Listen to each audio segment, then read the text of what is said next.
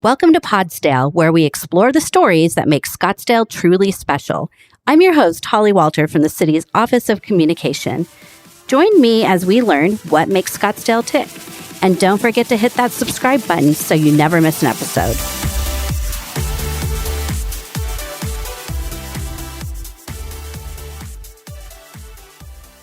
Scottsdale has long been recognized as an environmental leader, from protecting over 30,500 acres of desert to operating one of the world's most sophisticated water recycling facilities. Scottsdale really does pride itself on integrating bold, innovative, eco-friendly concepts. And here to talk to us today is our Sustainability Director, Lisa McNeely. Welcome, Lisa. Thank you, Holly. Glad to be here. And part of discussing our sustainability initiatives, we'll also be talking about some things happening in April. And we have Public Affairs Specialist Stephanie Harada here. She's been on the show before. She's actually, in the past, did our 5 Fast Things Happening in Scottsdale, if you remember that from earlier seasons. But here Stephanie's with us today to talk about Earth Week specifically and everything the city is doing to celebrate Earth Week. So welcome, Stephanie. Thank you. Happy to be here.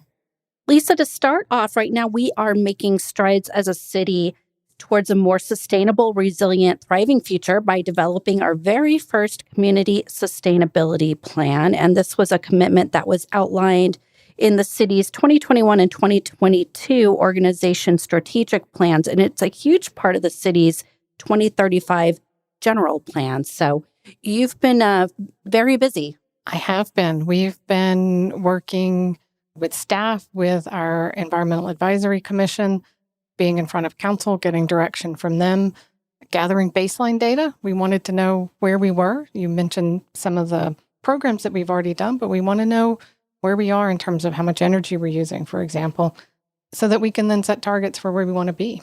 It's been fun. Great. And this is something that you really embraced when you joined the city. Tell us a little bit about yourself, Lisa, and your background. So this is my 4th sort of role as a sustainability director. I got to start out in Arizona, but up at Flagstaff, or actually at the Grand Canyon. I worked for the private company that runs the mules and the hotels up there, then moved to UC Berkeley to have a similar role, working in higher education. But I wanted to move into local government to work on kind of some of the issues that couldn't be tackled in higher education. And so spent 5 years in Baltimore before deciding I wanted to be back out Southwest, and was thrilled that Scottsdale agreed to let me come out here. And we're glad to have you here. Can you share with our listeners a little bit more about what programs the city already has in place that make sustainability a priority? So it's a long list. When we pulled together a sustainability plan, I started to try to do a timeline. And once it was into the 2nd page, I realized I was going to have to do a few edits. The city's leadership on sustainability goes back to the 70s when we started with the Indian Bin Wash Greenbelt. It's such a fixture in Scottsdale. People may not always think about how cutting edge that was. We moved into creating the preserve. 37% of the city's land is permanently preserved between our parks and up there at the McDowell-Sonoran Preserve, which is amazing. Many other cities are only just now starting to aim for 30%.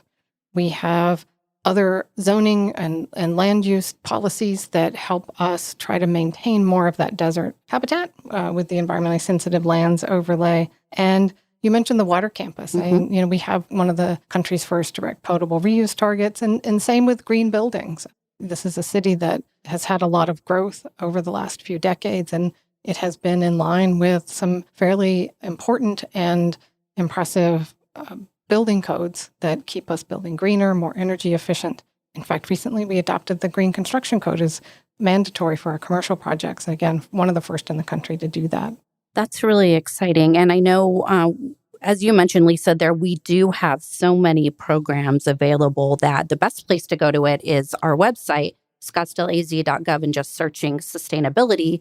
We have a dedicated page that links to many of these programs where you can learn more about our Green Building Code, our water conservation programs, the recycling that we have in place, and so forth. So going back to our community sustainability plan, let's talk a little bit about that. The plan has 5 key areas: energy, water, waste, air quality, and heat. How did we land on those 5 key areas? Well, again, when we wanted to try to look at what was important and where we needed to maybe take a step back, it was a way of looking at where are the most important priorities for the city. And so we already knew we had a waste and a water department. We know that energy is very important, something we rely on every day for lighting, for computers, for podcasts, but also wanting to look at air quality and heat. And so council, we had a slightly longer list, and council wanted to sort of really streamline it to things that people could really kind of see and touch and do something on in their daily lives that were tied to quality of life in the city. And most recently, there was a study session where the city council provided direction on some of that framework and looked at a few of those key areas: waste, extreme heat, and energy. What were some of the items discussed in those sections? It was a long work study session, and it followed hours of meetings with the Environmental Advisory Commission because these are such kind of hefty topics. One of the things we were looking at, again, I was sharing that baseline data on where we are. We spent a lot of time talking about what those targets are for where we want to be. When you're trying to look that far out to 2040 or 2050, you don't always have an idea of exactly how you're going to get there. And so sometimes you have to try to balance achievability and ambition or aspiration. So we spent a lot of time talking about that, how aspirational we wanted this plan to be. And the council, they really want us to be aspirational and really set some aggressive targets. And this is in areas like how much energy the city uses, how much solar is installed. We have 90 megawatts of distributed solar on the roofs of our buildings, of households and businesses, not necessarily city buildings, but 90 megawatts across the city. That's enough to power 14,000 homes. That was something we spent a lot of time talking about, is how much more of that do we want to try to encourage as a city? We talked a lot about waste. How are the ways that we can go from a diversion rate of 27%? So right now, what that means is about for every 4 pounds of waste that comes out of a household, 1 pound of it is turned into something else, and the other 3 pounds go to the landfill. How can we change that up? How can we kind of circulate that waste back into the economy, reuse it more, donate items, add composting for food waste? We also spent a lot of time talking about heat. And so you can sort of say, well, gosh, Lisa, you can't change the weather, but we can change how much shade we have for that. And so one of the topics that we spent a lot of time on was what tree canopy we wanted to have. So you can get shade from either planting more trees or keeping the trees you have healthy, or by having structured shade, building overhangs, bus stops, covered walkways, looking at what we wanted that future to be, and for the tree canopy of going from the 13% that it is now, talking about having a target of up to 25% by 2040. That's impressive to think about, especially considering we have been a Tree City USA for many, many years. So trees have always been an important part of our city. And you brought up another great point, Lisa, that really the sustainability plan, it aims to be a comprehensive roadmap. So you'll have specific action steps, and those align with our 2035 general plan, and just really reaffirm our commitment to environmental stewardship. Now, part of this work involved the Scottsdale Environmental Advisory Commission. They played a role in shaping the plan and dedicated time in their meetings to provide some valuable input and review the plan drafts. Now, can you tell us more about the Scottsdale Environmental Advisory Commission? So the commission is made up of 7 residents who are appointed by City Council. They have a range of backgrounds, a range of expertise, but they are completely aligned in their dedication to making Scottsdale a more sustainable city. They do their own research, bring their own experience to the table, and they are often in their recommendations to council really pushing the city to be more aggressive, to do more, to do it faster, to do it more efficiently, and to make sure we do it in a way that doesn't increase costs. And so a lot of the targets that they recommended to council are the ones that council agreed with in that March work study session. So that's what we'll be working towards. And it's exciting to work with them.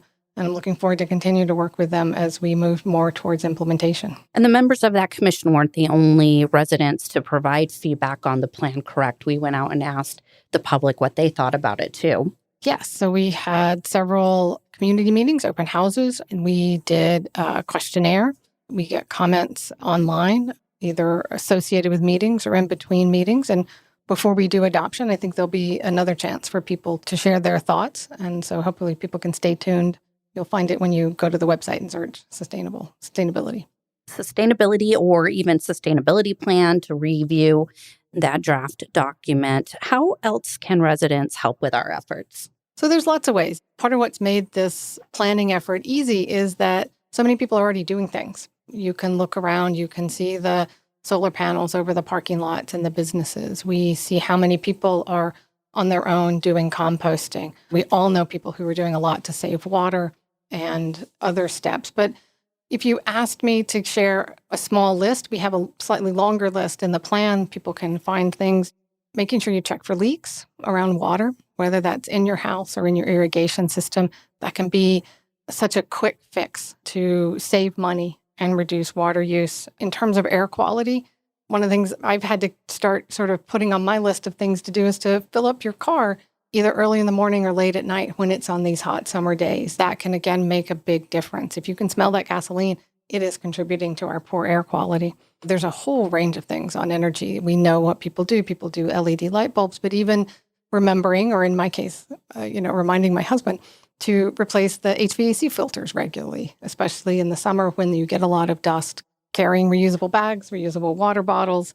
Planting trees is also a good one. And just as a reminder, for heat, it's not just about the trees and everything. It is about the response. And so always like to remind people to check on friends, check on neighbors when the temperatures get really hot if you think there's any chance that they might need assistance. That one's important too.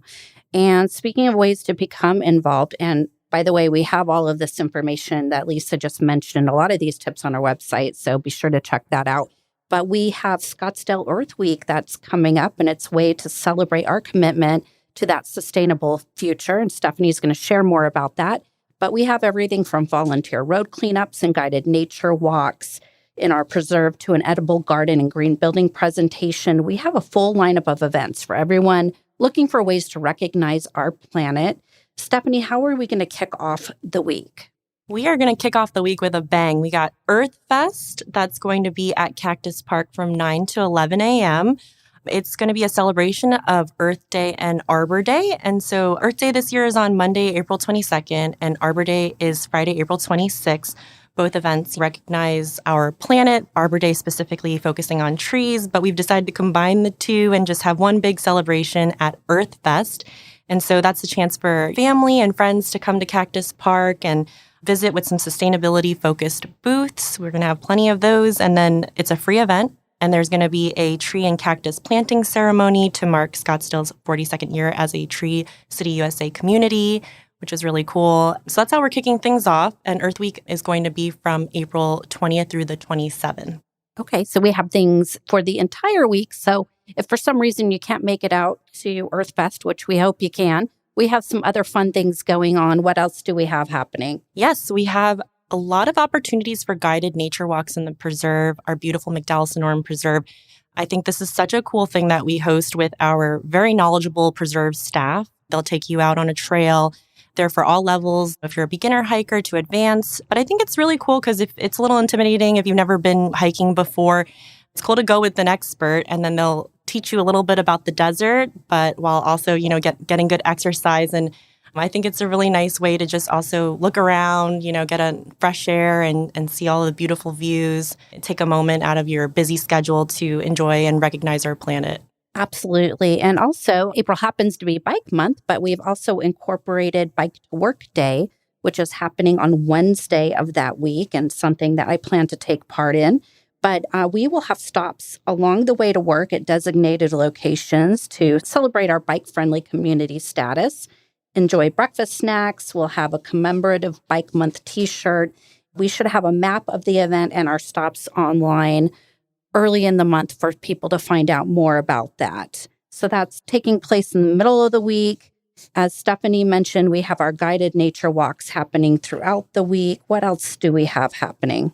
Yes, we have 2 really cool presentations happening that week through our Green Building series, both happening at the Granite Reef Senior Center. One of them is the Edible Landscape presentation. Environmental artist and master gardener Joan Barron, along with special guests, she will share what to plant for a successful spring and summer garden. It is open to the public. It's a free event. It's going to be a very lively, hands-on experience. And then our second one is going to be a Harvest Eco Salvage presentation on Thursday, April 25th.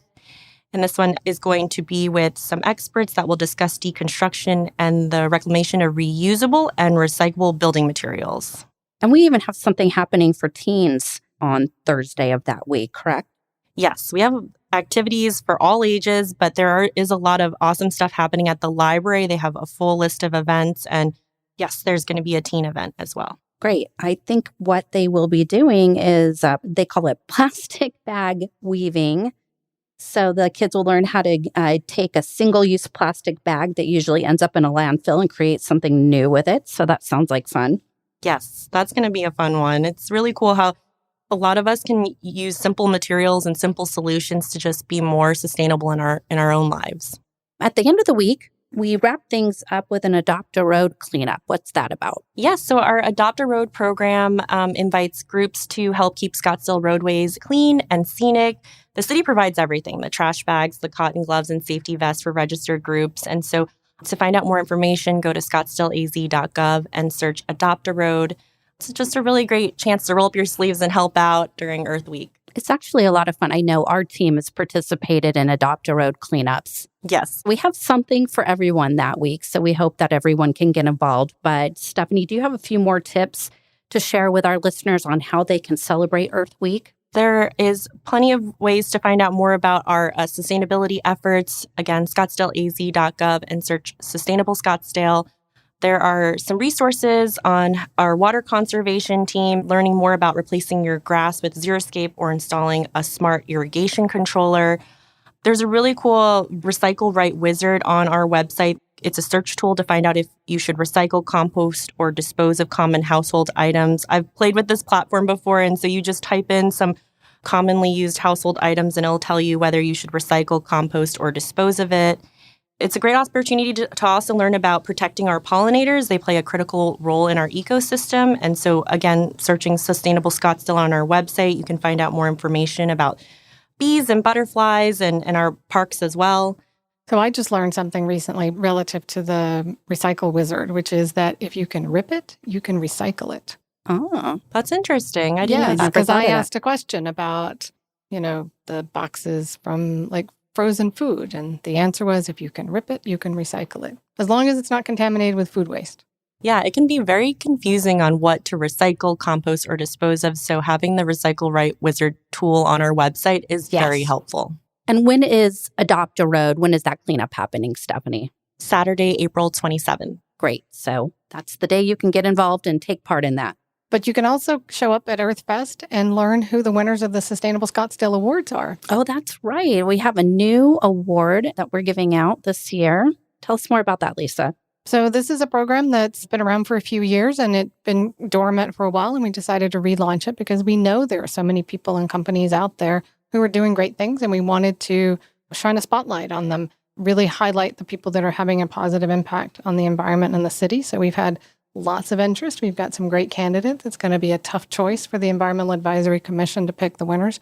Stay tuned to hear more. And those will be announced at EarthFest. Okay, so we'll have things happening throughout the week. We also talked about our sustainability efforts taking place throughout the year, our community sustainability plan. So plenty of ways if you would like to learn more about recognizing and protecting our planet and our community on how you can become involved. ScottsdaleAZ.gov, search sustainability.